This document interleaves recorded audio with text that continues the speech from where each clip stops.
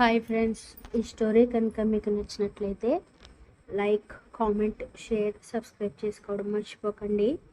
అలానే high points ఇచ్చి మరింత రీచ్ వచ్చేలా చూడండి. Define love part 36. విరాట్ కళ్ళల్లో తన చూపును నిలుపుతూ రొమాన్స్ స్టార్ట్ చేసేది ఫస్ట్ డీప్ లుక్స్తో. ఎంతలా అంటే చుట్టూ సర్వస్వం మర్చిపోయేంతగా. నెక్స్ట్ పార్ట్నర్స్ లుక్కే మన హార్ట్ బీట్ రైజ్ అవుతుంది. ఊపిరి సైతం వెచ్చబడుతుంది.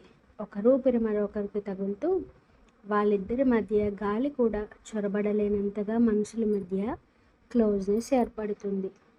నెక్స్ట్ తెలియకుండానే మన బాడీ షివరింగ్ స్టార్ట్ అవుతుంది. చిన్నగా వణుకుతున్న వరేణ్య పెదవుల్ని చూస్తూ ఫేసెస్ మధ్య దూరాన్ని తగ్గించాడు విరాట్. పెదవుల్ని టచ్ చేయకుండా వరేణ్య మాట పూర్తయ్యేలోపు విరాట్ మీసం ఆమె పెదవి చివర ఎరుపుని పుట్టిస్తుంటే ఆటోమేటిక్గా తన కళ్ళను వాల్చేసింది పొట్టిపిచ్చుక. వాట్ నెక్స్ట్ పొట్టి? గొంతు నుండి మాట పెగలక అతని షర్ట్పై పట్టు బిగించిన వరేణ్యని చూస్తూ look in to my eyes అన్నాడు డీప్ బ్రీత్ తీసుకుంటూ. నో విరాట్, నా వల్ల కావట్లేదు అంది అతని చేతి పట్టుకి గొంతు తడారిపోతుంటే. నో అంటే పనిష్మెంట్ ఇస్తాను. నేను వద్దని లేదుగా అంది అతని నెక్పై చిన్నగా కిస్ చేస్తూ. ఆమె జుట్టు పట్టి తలెత్తాక లేట్ చేయకుండా డీప్గా కిస్ చేయడం స్టార్ట్ చేశాడు విరాట్.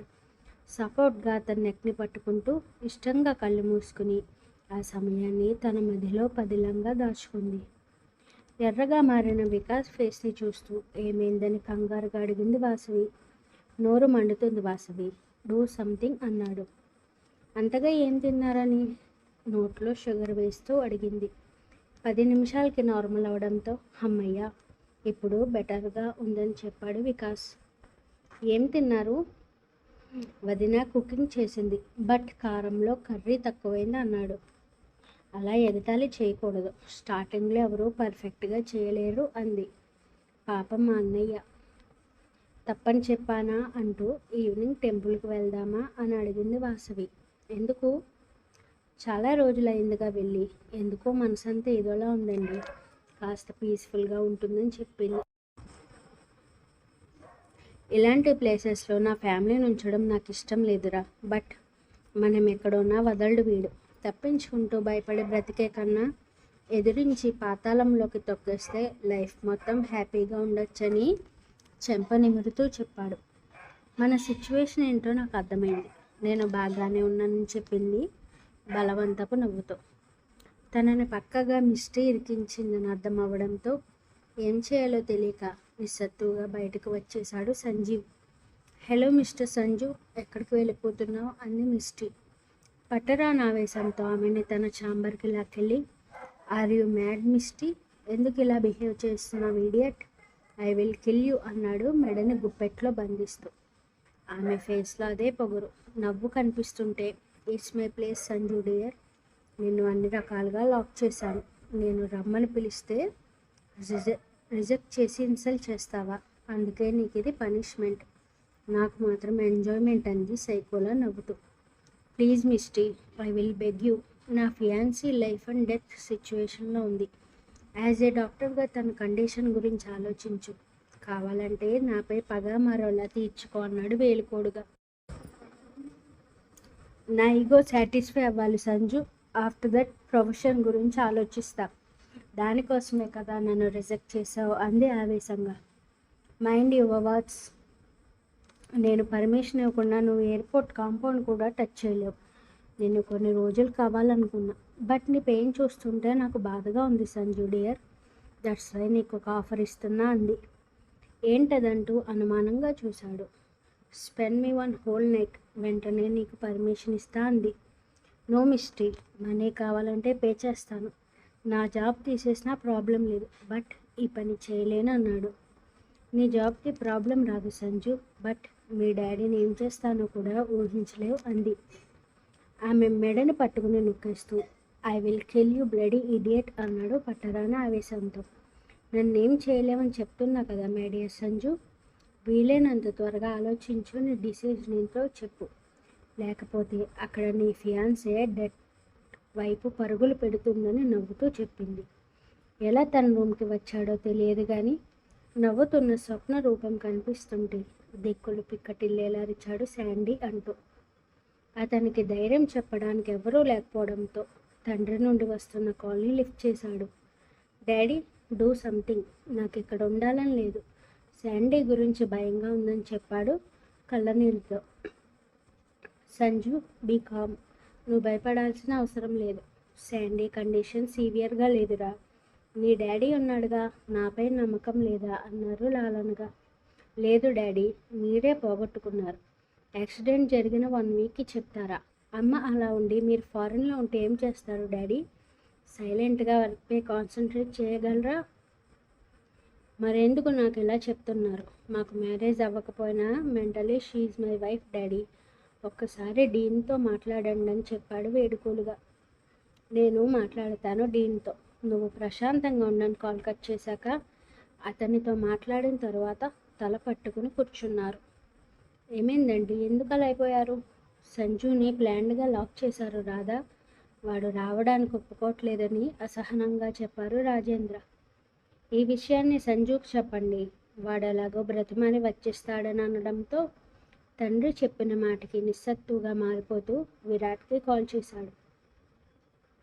నిద్రలో ఉన్న వరేణ్యం చూసి ల్యాప్టాప్ ఆన్ చేయడంతో అప్పటి వరకు వదిలేసిన వర్క్ని స్టార్ట్ చేశాడు. ఇంతలో సంజు కాల్ రావడంతో సైలెంట్లో పెట్టి బాల్కనీలోకి వచ్చి లిఫ్ట్ చేశాడు విరాట్. తన సిచ్యువేషన్ మొత్తం చెప్పడంతో ఏం చేయమంటావురా అన్నాడు బాధగా. నీ హోల్ లైఫ్ రిస్క్లో పెట్టి రాగలవా సంజు? వచ్చినా ప్రశాంతంగా ఉండగలవా? పిచ్చి థాట్స్ థింక్ చేయక అన్నాడు సీరియస్గా. What will I do Virat? మరేం కనిపించట్లేదురా, నాకు ప్రాణం పోతున్నట్టుగా అనిపిస్తుందని చెప్పాడు. అతను ఎంత మానసిక సంఘర్షణలో ఉన్నాడో అర్థమవుతుంటే నిన్ను అన్ని విధాలుగా లాక్ చేసింది. నీకేం చేయాలనిపిస్తే అది చేయి సంజు, నీ వెనుక నేనున్నానంటూ 10 నిమిషాల మాటల్లో అతనికి ధైర్యం నింపాడు. ఓకే విరాట్, థ్యాంక్స్ రా అంటూ ఫేస్ వాష్ చేసుకుని మిస్టీకి కాల్ చేశాడు సంజీవ్. హలో సంజు డియర్, ఎంత త్వరగా థింక్ చేసేసావా? టుడే నైట్ నా రూమ్కి రా మిస్టీ. డిజైర్ నీది కాబట్టి నేనేం చెప్తే అది చెయ్యాలని విరక్తిగా అన్నాడు. నువ్వు ఓకే చేసావు, నాకు అదే చాలు సంజు. నైట్ షార్ప్ 9కి వచ్చేస్తాను. ఏం చేస్తావో తెలియదు. ఎర్లీ మార్నింగ్ నేను ఫ్లైట్లో ఉండాలి. ఓకే డార్లింగ్, స్టైలిష్గా రెడీ అవ్వు. ఈ నైట్కి నువ్వు నా వాడివి. ఆ శాండీ గురించి మర్చిపోయి హాట్గా కనిపించాలని నవ్వుతూ చెప్పింది. ఆమె మాటలు వినలేక వెంటనే కాల్ కట్ చేశాడు సంజీవ్. ఆ రోజు రాత్రి 9 గంటలకి బ్లాక్ షర్ట్లో రెడీ అయిన సంజీవ్కి మినీలో దర్శనమిచ్చిన మిస్టీని చూసి ప్రతి కణంలో బాధ నిండిపోయింది. You look dam hot darling. నా డిజైర్ ఎంత త్వరగా ఫుల్ఫిల్ అవుతుందని అనుకోలేదని లతలా తన మెడలో చేతులు వేసింది. లోపలికి రా మిస్టీ. అస్సలు లేట్ చేయకు సంజు. ఈ నైట్ మనిద్దరిదే. టుమారో మార్నింగ్ 6కి నీ టికెట్స్ అండ్ నీ జాబ్ కూడా సెక్యూర్గా ఉంటుంది. ఓకేనా అంది అతని చిన్పై కసుక్కున కొరుకుతూ. Don't bite Misty. ఒకరికొకరం బైట్స్ పెట్టుకోపోతే ఇంటిమేషన్లో ఫీల్ రాదు డియర్. డోంట్ రెసిస్ట్ మీ అంటూ షర్ట్ బటన్స్ విప్పి గుండెలపై కొరుకుతుంటే ఆమె జుట్టును పట్టుకుని ఆపుతూ కసిదీరా మెడ దగ్గర కొరికేశాడు. Ouch, it's hurting but provoke me అంది ముత్తుగా. ఐ లవ్ శాండీ అన్నావు, బట్ నిన్ను దానికన్నా ముందే సొంతం చేసుకుంటున్నాను సంజీవ్. రైట్ నౌ నీ బాడీ నాదని తన మ్యాక్సీ జిప్ విప్పేసి పక్కన పడేసింది. ఆమెను అలా చూస్తూ నిలబడటంతో I have some desire Sanju. No అనకుండా నన్ను సాటిస్ఫై చేయని అతని పెదవులను అందుకుంది మిస్టీ. ఆ రాత్రి మొత్తం అతని గొంతు నుండి వచ్చిన మాటలు ఆమెని ప్రవోక్ చేస్తుంటే బ్లడీ సాటిస్ఫాక్షన్తో తన ఫుల్ డిజైర్స్ని తీర్చుకుంది మిస్టీ. శాండీ ఫోటోను చూసి కన్నీళ్ళు పెట్టుకుంటున్న అతను టైం చూసుకుని పందిలా నిద్రపోతున్న ఆమెను లేపి యామ్ గోయింగ్ మిస్టీ అన్నాడు ఏ భావం లేకుండా. Thanks my dear Sanju, I'm so satisfied అని మత్తుగా చెప్పడంతో ఆమె కారులోనే ఎయిర్పోర్ట్కి స్టార్ట్ అయ్యాడు కంగారుగా. ప్రయాణం మొత్తం మౌనంగా సాగడంతో ఆయన నీకు చాలా బాధగా ఉందని, బట్ పెళ్ళికి ముందు ఇలాంటి ఎంజాయ్మెంట్స్ ఉండాలి. నీ ఫ్లైట్ టైం అయిందని చెప్పింది నవ్వుతూ. వెళ్ళే ముందు కసిదీరా ఆమెను లాగిపెట్టి కొట్టి లోపలికి వెళ్ళిపోయాడు సంజీవ్. ఫస్ట్ తిట్టుకుని తర్వాత కన్నింగా నవ్వుకుంటూ నేను నీ హార్ట్ పైనే కొట్టాను. నువ్వింత చిన్న దెబ్బ కొట్టడంలో తప్పులేదులే అనుకుని రూమ్కి వెళ్ళి మత్తు వదలకపోవడంతో నిద్రలోకి జారుకుంది. ఏవండి, స్క్రూ లూజ్ అయిందా పొట్టి?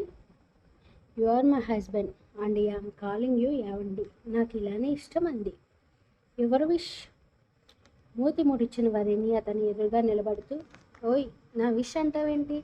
ఏవండి కదే విరాట్ అని పిలువని చెప్పాలి అనింది. విరాట్ అని ఎవడైనా పిలుస్తాడు, బట్ ఏవండి సౌండ్స్ గుడ్. ఇక నుండి పేరుతో పిలిస్తే నరుకుతా అన్నాడు. నాకు అన్నీ రివర్స్లోనే జరుగుతున్నాయని ఏడుపు ముఖం పెడుతూ, ఒక్కసారి శాండీ కాల్ చేయవా అంది. నో.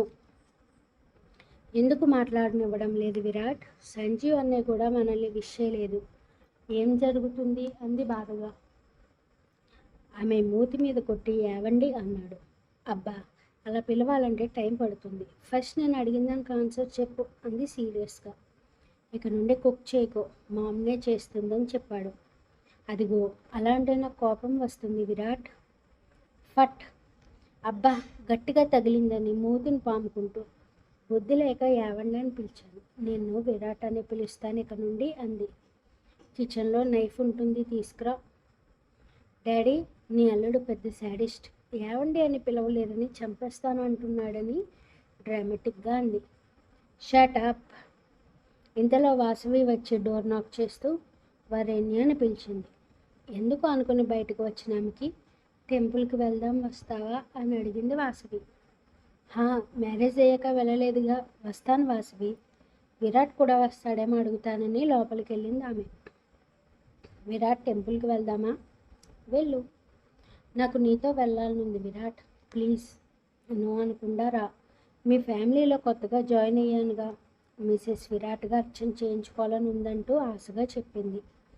రెడీ వస్తా అంటూ 10 minutesలో రావడంతో బులుగు రంగు చీరలో రెడీ అయింది వరేణ్య. వీస్వేర్ కార్లో కూర్చోవడంతో టెంపుల్కి స్టార్ట్ అయ్యారు నలుగురు. పూణేలో ఫేమస్ అయిన ఓంకారేశ్వర్ టెంపుల్ ముందు కారు ఆగడంతో నలుగురు కాలు కడుక్కుని గర్భగుడి దగ్గరికి వెళ్ళారు. బాబు, గోత్రాలు చెప్పండి. విరాట్ తమ గోత్రం చెప్పడంతో ధర్మపత్ని వరేణ్యని వినగానే ఆమె మనసు తెలియని పులికిరింతకు గురయ్యి, విరాట్ ఎప్పటికీ నన్ను ఇంత లవ్ఫుల్గానే ప్రేమించేలా చూడని మనస్ఫూర్తిగా దేవుడిని కోరుకుంటూ కళ్ళు మూసుకుంది వరేణ్య. వికాస్ ఏం చెప్పాలో తెలియక సైలెంట్ అవ్వడంతో హీఈస్ మై బ్రదర్ పంతులు గారు అన్నాడు విరాట్. విరాట్తో పాటు వికాస్ పేరు మీద కూడా అర్చన చేసి ప్రసాదం ఇచ్చారు. మరోమారు శివేని దర్శనం చేసుకుని శాండీ గురించి మొక్కుకున్నాక ప్రశాంతంగా కూర్చున్నారు నలుగురు. జంటలుగా ఎన్నో కబుర్లు చెప్పుకుంటూ చాలా టైం అక్కడే ఉండిపోవడంతో కొబ్బరిని నలుగురు షేర్ చేసుకుంటూ, నా శాండీ బాబా మిస్ అయింది, దానికి టెంపుల్స్ అంటే చాలా ఇష్టమంది వరేణ్య. అవును, తను త్వరగా రికవర్ అవ్వాలి వరేణ్య. ఎవరో తెలియకపోయినా నాకే బాధగా ఉందని మాట పూర్తి చేసేలోపు ఎనఫ్ అని సీరియస్గా అరిచాడు విరాట్. అప్పటికే విపరీతమైన షాక్లోకి వెళ్ళిపోయింది వరేణ్య. What next?